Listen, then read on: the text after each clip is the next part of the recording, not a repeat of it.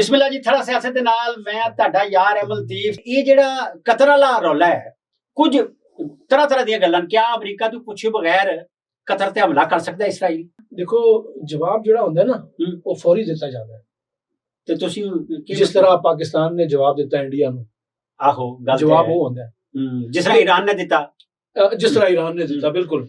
ਔਰ ਜਦੋਂ ਤੁਸੀਂ ਕਹਿੰਦੇ ਨਾ ਕਿ ਅਸੀਂ ਜਵਾਬ ਦਾ ਹੱਕ ਮਹਿਫੂਜ਼ ਰੱਖਣੇ ਆ, ਅਗਰ ਅਸੀਂ ਇਸ ਕਾਬਿਲ ਹੁੰਦੇ ਕਿ ਜੀ ਜਵਾਬ ਅਸੀਂ ਦੇ ਸਕਦੇ ਹੁੰਦੇ ਜਾਂ ਆਪਣੇ ਜਿਹੜੇ ਸਾਡੇ ਹੈ ਨੇ ਅਰਬ ਉਹ ਦੇ ਸਕਦੇ ਹੁੰਦੇ, ਤੇ ਫਿਰ ਇਸਰਾਈਲ ਨੇ ਇਤਨਾ ਜਾਣਾ ਹੀ ਨਹੀਂ ਸੀ। ਤੇਲ ਹੋਵੇ, ਸਭ ਕੁਝ ਹੋਵੇ।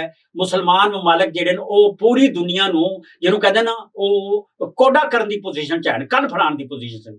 ਤੇ ਕਿਆ ਇਹ ਕੋਈ ਸੂਰਤ ਐਸੀ ਬਣੇਗੀ ਜਾਂ ਅਸੀਂ ਬਸ ਗੱਲਾਂ ਹੀ ਕਰਾਂਗੇ? ਜੀ ਉਹ ਰਾਹਿਲ ਸ਼ਰੀਫ ਸਾਹਿਬ ਅਰਬਾਂ ਦੇ ਨਾਲ ਮਿਲ ਕੇ ਤੇ ਉਹ ਜਨਾਬ ਅਲੀ ਤਲਵਾਰ ਦੇ ਲੈ ਕੇ ਤੇ ਡਾਂਸ ਕਰ ਰਹੇ ਨੇ, ਬਸ ਉਹ ਉਸ ਹੱਦ ਤੱਕ ਉਹ ਕਲਚਰਲ ਫੋਰਸ ਹੈ। ਲੱਗਦਾ ਇसी तरह है, क्योंकि मुसलमानों का दिफा करती तो कभी नजर नहीं आई।